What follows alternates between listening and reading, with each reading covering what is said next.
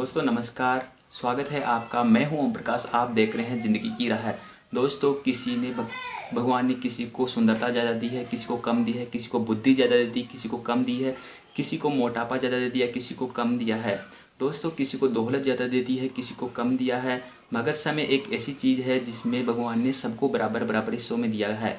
भगवान ने 24 घंटे अमीर को दिया है, 24 घंटे गरीब को दिया है, किसी राजा को भी 24 घंटे दिया है, किसी भिखारी को भी 24 घंटे ही दिया है।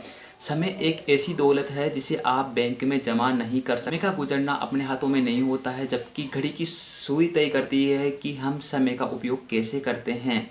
दोस्तों ध्यान देने वाली बात यह है कि हमारे पास में 24 घंटे होते हैं, बट 24 घंटों में से हम कितना समय अपनी लाइफ के लिए यूज कर पाते हैं।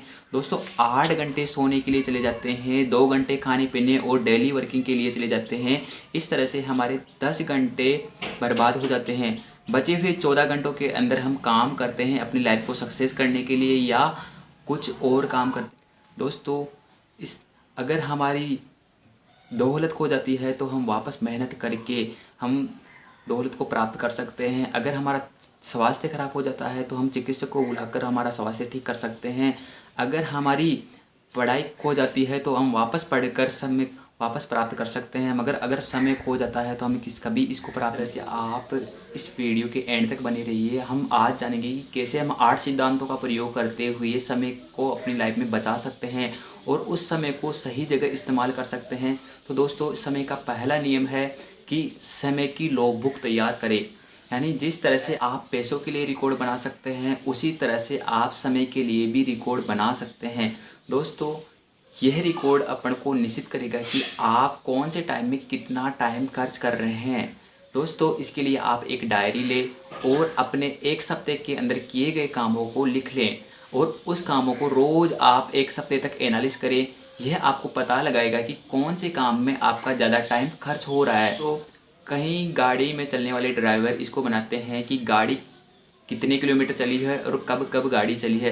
दोस्तों अपने काम का जितना बारीकी से आप हिसाब बनाएंगे आपको परिणाम उतने ही ज़्यादा मिलेंगे। यह लॉगबुक आपके लिए एक तरह का समय का खर्च का एक एक्स्ट्रा है। जिस तरह से आप बीमार होते हैं और डॉक्टर के पास जाते हैं और एक्सरा कराते हैं और उसके अंदर पूरी डिटेल निकल के आ जाती है कि अपनी बॉडी के अंदर कौन सी बीमारी है, उसी तरह से आप इस लॉगबुक का इस्तेमाल करके ये पता लगा सकते हैं कि अपना टाइम प्रॉपर कहाँ खर्च हो रहा है। दोस्तों इस लॉगबुक के अंदर आप नहाने के टाइम, नाश्ता करने का टाइम, आराम करने का टाइम, टीवी देखने का टाइम, दोस्तों से पार्टी करने का टाइम और दोस्तों से बात करने का टाइम, सोने का टाइम और आप फ़ोन पर कितनी बात कर रहे हैं, आप अपने ऑफिस में कितना काम कर रहे हैं, सारा हिसाब। दोस्तों अगला जो सिद्धांत है अपना आर्थिक लक्ष्य बनाइए। यानी आप क्या करना चाहते हैं अपनी लाइफ के अंदर उन लक्ष्य को बनाइए। अगर आपके पास में लक्ष्य नहीं है, आपके पास में गोल नहीं है तो आपकी सफलता के पीछे डाउट है। तो दोस्तों हमको पता होना चाहिए कि हम लाइफ में क्या करना चाहिए, क्या नहीं करेंगे। तो ये चीज़ सबको अपन को नोट डाउन होनी चाहिए विद टाइम। दोस्तों गोल जो अपना लक्ष्य है वो 2 प्रकार के लक्ष्य होते हैं। एक तो होते हैं सामान्य लक्ष्य और दूसरे होते हैं असामान्य लक्ष्य। यानी एक स्मार्ट गोल, एक नॉर्मल गोल। दोस्तों नॉर्मल गोल वो गोल होते हैं जिसके पीछे कोई टाइम नहीं होता है, जबकि स्मार्ट गोल वो गोल होते हैं जिनके पीछे टाइम लिखा हुआ था। कैसे मैं पढ़ाई करूँगा, मैं और भी अधिक पढ़ाई करूँगा, मैं इस रेस को पूरा करूँगा, मैं अपनी कार्य कुशलता बढ़ाऊँगा। ये सारे के सारे क्या है, एक नॉर्मल गोल है।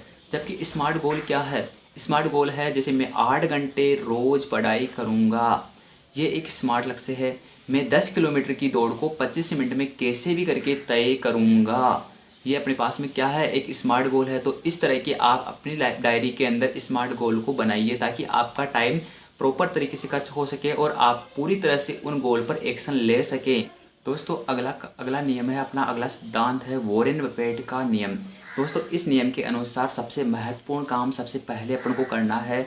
अब वो कौन से काम है दोस्तों, अक्सर हमारी दिनचर्या इस तरह की होती है कि हम छोटे छोटे काम के अंदर उलझे रहते हैं और हम उन कामों को करते हुए हम सारा टाइम अपना वेस्ट कर देते हैं। तो दोस्तों अपन को सबसे पहले हमारा ये नियम अपनाना चाहिए कि सबसे महत्वपूर्ण काम सबसे पहले करें। दोस्तों इसके लिए आपको एक काम करना पड़ेगा। आपकी डायरी के अंदर एक पेज लो और उसके अंदर 3 खंड ऐसे बनाओ। पहले खंड के अंदर आपको लिखा है अनिवार्य कार्य जो करना ही करना है। यानी उन कार्यों के अंदर आप कौन से काम लिख सकते हो जो काम आपके लिए लाइफ के लिए अनिवार्य हो सकते हैं। जैसे डेली दिनचर्या आपकी लाइफ के लिए अनिवार्य हो सकती है। और भी बहुत सारे काम हैं, जैसे एक स्टूडेंट के लिए एक पढ़ाई अनिवार्य हो सकती है, एक बिजनेसमैन के लिए अपना ऑफिस वर्क अनिवार्य हो सकता है। जो अनिवार्य काम है उस लिस्ट के अंदर लिखो। दूसरे खंड के अंदर अपन को लिखना है जो काम अनिवार्य नहीं है बट इम्पोर्टेंट है अपनी लाइफ के लिए। दोस्तों उन कामों को आप दूसरे खंड के अंदर लिख सकते हैं, जैसे कि वो कार्य अनिवार्य नहीं है बट इम्पोर्टेंट है। यानी मेरा नहाना अनिवार्य नहीं है बट यह मेरे लिए इम्पोर्टेंट है। मेरा ब्रश करना मेरे लिए अनिवार्य नहीं है बट मेरे लिए क्या है, ये महत्वपूर्ण है। तीसरे खंड में आप उन कार्यों को लिखो जो महत्वपूर्ण नहीं है और ना अनिवार्य है, फिर भी हम उनको करते हैं। जैसे मेरा टीवी देखना अनिवार्य नहीं है, मेरा मोबाइल चलाना इतना अनिवार्य नहीं है, मेरा नेट पर आना इतना अनिवार्य नहीं है, फिर भी हम इनको करते हैं। तो दोस्तों इस तरह से आप अपने काम को मैनेज करके अपने टाइम का पूरी तरह से उपयोग कर सकते हैं और जो काम अनिवार्य नहीं है वहाँ पर कम टाइम खर्च करके अपने काम को बचा सकते हैं, अपनी एनर्जी को बचा सकते हैं, अपनी मनी को बचा सकते हैं। दोस्तों इस नियम को अपनाकर आप अपना टाइम पूरी तरह से बचा सकते हैं और अपना अनइम्पोर्टेंट टाइम आप अपने गोल के लिए एक्शन ले सकते हैं और अपने पूरे टाइम को आप मैनेज कर। दोस्तों इसके बाद में अगला नियम है अपना यात्रा के समय अपना टाइम प्रॉपर तरीके से यूज करें। दोस्तों अगर आप कहीं आ रहे हैं या कहीं जा रहे हैं, बस के अंदर बैठे हैं, तो उस टाइम को भी आप पूरी तरह से उपयोग में करें। यानी अगर आप बस के अंदर बैठे हैं, आपके पास में फ़ोन है तो और आप स्टूडेंट हो तो क्लास लाकर आप बैठ जाइए, या आपके पास में कोई बुक है तो आप उस बुक को पढ़ते हुए जाइए ताकि आपका वो यात्रा का टाइम पूरी तरह से बच सके। दोस्तों इसके बाद में अगला सिद्धांत आता है अपना कि पेरेटो का 20/80 का नियम। इस नियम के अंदर बताया गया है कि हम अपनी लाइफ के अंदर उन कार्यों को सबसे पहले करते हैं जिनसे अपन को सबसे कम रिजल्ट मिलता है और उन काम को नहीं करते हैं जिनसे हमको बहुत सारा रिजल्ट मिल सकता है। पेरेटो का 20/80 नियम ये बताता है कि अगर लाइफ में 2 प्रकार के कार्य होते हैं। ऐसे कार्य होते हैं जो यानी 20% ऐसे कार्य होते हैं जो 80% रिजल्ट देते हैं और कुछ ऐसे कार्य होते हैं यानी 80% ऐसे कार्य होते हैं जो 20% रिजल्ट अपन को देते हैं। यानी दोस्तों अपन को वो कार्य करने चाहिए जो अपन को 80% रिजल्ट दे सके। मगर अब होता क्या है, इसका उल्टा होता है। हम 80% जो कार्य है उनको पहले कर लेते हैं, यानी वो 20% रिजल्ट देने वाले कार्य को अपन पहले करते हैं, मगर अपन को ज़्यादा से ज़्यादा परिणाम देने वाले कार्य को सबसे पहले करना चाहिए। दोस्तों अगर आप परिस्थितियों से बचना चाहते हैं तो अलग तरीके से सोचना शुरू करें। अगला सिद्धांत हमारा है कि आप समय को खरीदना सीखें। दोस्तों आपके लिए कौन सी चीज़ इम्पोर्टेंट है, धन है या समय है? दोस्तों समय है या धन है, आप इन दोनों में से कौन सी चीज़ को लाइफ में सबसे ज़्यादा महत्व देते हैं? अगर आपके पास में एक लोकल ट्रेन है और एक सुपर फास्ट ट्रेन है तो आप कौन सी ट्रेन पकड़ना ज़्यादा पसंद करेंगे? दोस्तों हम अपनी लाइफ के अंदर इसका उल्टा करते हैं। हम धन को सबसे अधिक महत्वपूर्ण मानते हैं जबकि समय को बहुत कम। दोस्तों हमें क्या करना चाहिए, हमें ये करना चाहिए कि समय को ज़्यादा महत्व देना चाहिए जबकि धन को कम। क्योंकि दोस्तों अगर धन चले जाता है तो हम मेहनत करके वापस धन को अर्जित कर सकते हैं, जबकि अगर टाइम चले जाता है तो हम उससे वापस नहीं ला सकते हैं। दोस्तों कुछ रिटायरमेंट लोगों की मैं बात करता हूँ तो वो लोकल ट्रेन को ज़्यादा करना पसंद करेंगे क्योंकि उनके पास में खूब सारा टाइम होता है, जबकि जो व्यस्त लोग हैं अपनी लाइफ के अंदर कहीं ना कहीं बिजी है वो सुपर फास्ट ट्रेन को पकड़ना पसंद करेंगे क्योंकि बचे हुए टाइम को प्रॉपर तरीके से यूज कर सके। दोस्तों अगर कुछ बड़े लोग हैं जो अपने टाइम को और भी बचाना चाहते हैं तो वो हवाई जहाज़ में जाना पसंद करेंगे। यानी आप जितना टाइम बचाना चाहते हैं अपने टाइम उतना ही आपको पैसा देना पड़ेगा।